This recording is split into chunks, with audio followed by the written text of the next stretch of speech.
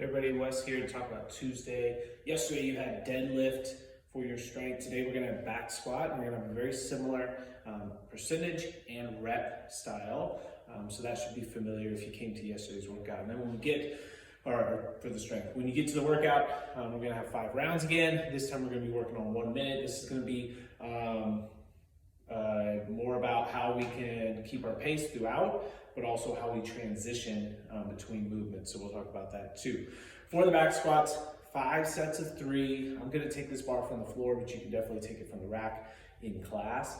80% of your heavy single. So it depends if you have that number or not. If not, you can work with your coach or you can build up a little bit, but we want all 5 sets to be the same weight. So it should be that 80% number, and you're trying to hit 3 back squats every time.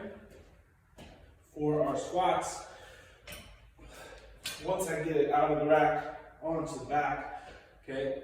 One thing that we don't talk about in class very often is what our arms are doing. Okay, so for me, I like to just pull it back slightly to make an extra little shelf on the back and my upper shoulders. Then as we go to sit down, the first movement a lot of times we see on a squat is knees go first. And what we'd like to see is the knees are a little soft right here, and then we sit the hips down and back first. So instead of knees push, we're gonna go butt down and back, and squat. Hips, and squat, okay?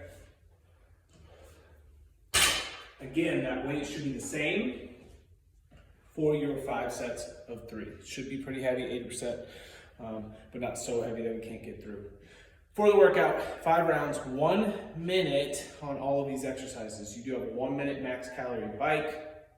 You do have a 1 minute max box jump. Make sure you leave transition time to go from the bike to the jump. On the jump, let's talk about the landing position real quick. So pretend I've got a box here.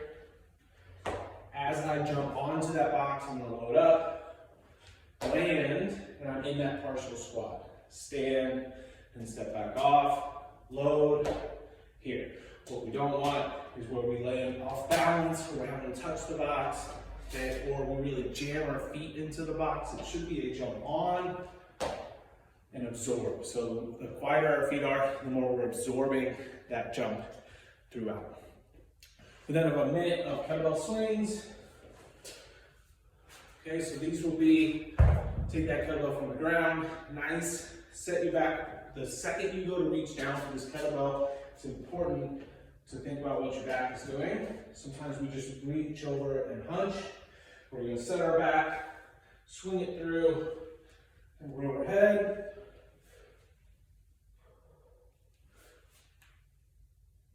So 1 minute of that. So we want to make sure that weight is something that we can handle for a full, at least maybe 2 sets in that minute, but working for 45 to 50 seconds.